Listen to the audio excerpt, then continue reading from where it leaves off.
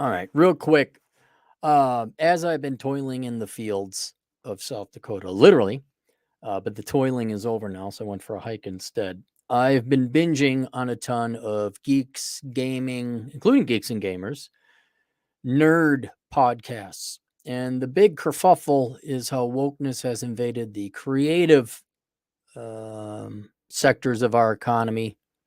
Very apparent in Disney. Disney is the whipping boy of all these righteously indignant people who just don't like bad movies. That's really what it boils down to. But the trend has been talentless, unprofitable, uncreative, unoriginal people have replaced whatever old guard of Hollywood or the video game industry may have been there. And instead of producing good products, whether that's a movie, a video game, a comic, or whatever, it's all politics with Cal Arts art. And then you look at Hollywood, and not rookie Hollywood, the big time pro. Remember when it used to be exciting that like, oh, it would be, that was very prestigious if you got a position with Disney. Not anymore. Not anymore. It is rapidly. I mean, look how far they've fallen from Endgame to Lord knows whatever. What's it called? Superhero television show comes out now. And then Indiana Jones is just, look, if you haven't been convinced Disney is bereft of ideas or talent, I don't know what's going to convince you. I really don't. However, I know a guy, he says, and I'm not kidding. I do know a guy. His name is Kevin Savo. I think most of my audience knows him. But for anyone in Hollywood, and I don't know how it works over there, like what's a studio? What's the house? Who's a producer? Who's the executive? Who's the director? I don't know all those things. People with a lot more experience, knowledge, and money and positions of power than me, the studios, I guess, the directors, I don't know who it is. People with the money. I strongly encourage you to look at a movie called The Opener, directed by Kevin Savo, produced, directed everything. And the reason I say everything is because he did it. God, I don't even think he's 30 now. He's still not even 30. He hit puberty last week, I think. I think he got his first pube last week. But he's still in his 20s, and he made this 4 or 5 years ago. And he did it on a budget, I think, of 20,000, maybe 30, not more than 50,000. Remember this guy called Kevin Smith in Clerks? Do you remember that guy? And then Hollywood. And then who else did? Was it Dusk Till Dawn? There was a guy who used ketchup packets as like for squirting blood. I mean, maybe it was the guy who did Dusk Till Dawn.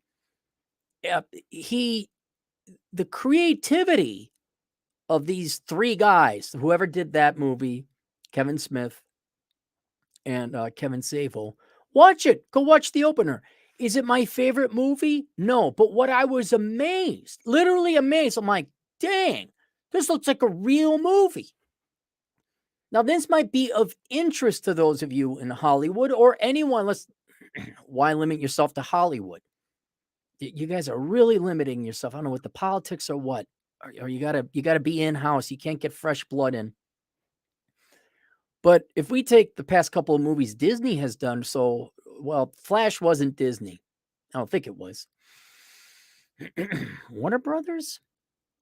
The movie budgets are in excess of $250 million, especially when you throw in advertising dollars, which increases the hurdle to profitability, which I don't know if you guys care anymore, if you care more about Twitter likes and ESG scores, but I'm assuming somebody up the chain must like money. It would seem to me that what you really want to look for are people who can stretch a dollar, who can give you movie studio results with pennies.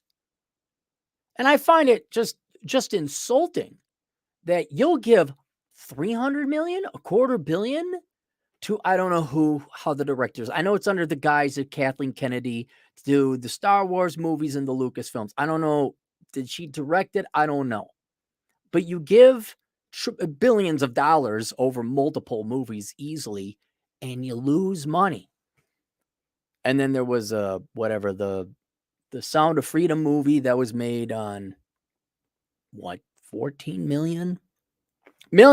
Savo did go watch the movie. You don't have to like the movie, all right? Go watch the movie and just look at the production quality. Now, I don't know, Hollywood snootists would be like, oh my God, I'm sure you could pick a million things wrong with it, but to the movie going public, and for those of you who just want to watch, maybe you might actually like it too.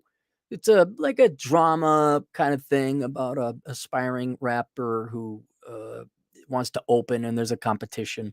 I learned a lot about Connecticut watching it. What's in Connecticut? Nothing. Oh, that's in Connecticut. Okay. It snows there. But if you just give it a shot. This could be your billion-dollar baby. And I gotta imagine there's someone in Hollywood, or because obviously with the internet now we're expanding beyond Hollywood. I gotta imagine there's independent publishers. There's people who are looking to have a movie directed and shot. Crowdfunding people. Someone out there should hire this kid. It's amazing. It's like someone shot a flare in the middle of the night. And I'm looking around and I'm like, is anyone gonna go check that out? Didn't you see that big flare in that? Didn't you see that? Should we go check it out? And I don't think any studios, movie companies, whatever it is, entities have approached him. But not even out of respect for a friend. I mean, he is my friend, but it's not even that. It's just in terms of pure talent and ability. Why are you hiring this guy? He must have. I can't imagine sent resumes for whatever good that is in the nepotistic, cronyistic, HR Karen defended world. But I'm no economist. Actually, I am. Because these movie budgets were so huge.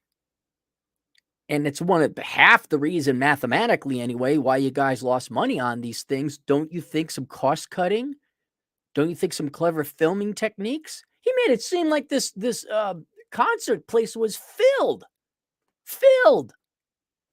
He's like, oh no, it's just like a handful of my friends, but we moved around. I'm like, God dang, man, that's impressive.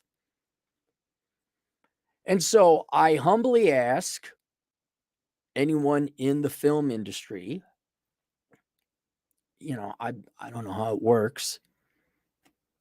There's some really good talent out here. Amazing. I throw him in the ranks of Kevin Smith and the other guy. It is amazing what this kid did with 30,000, 40,000. What Disney pisses away in an hour filming the latest. Wow, superhero unnamed person to go.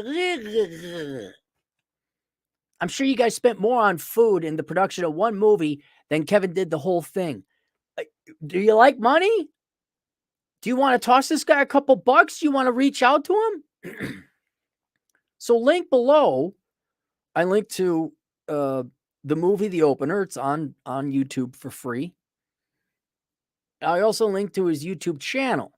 I wouldn't. Now, see, here's the problem. Like I said, he just hit puberty last week. He's a whatever, alpha, Zoomer, whatever. He's one of these young kids who doesn't have a website, doesn't do email.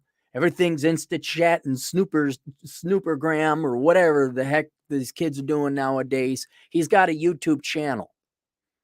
I don't know how you look him up. I think you can reach out to him on Instagram. Look, the kids are doing now. They're on the Instagrams. That's what they're doing. But and by the way, if that doesn't impress you, go the kid. I know this sounds obscure, but just to hear me out on this. The kid's jacked.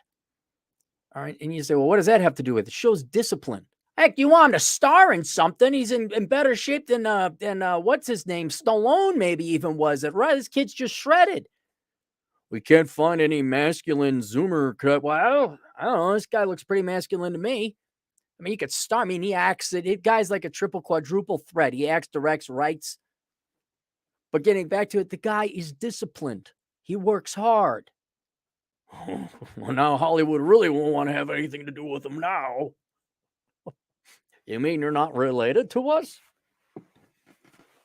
Anyway, so there you go. That's it. We got anything in the super chats? Nothing in the super chats. That's it. We'll see you guys later. Toodles.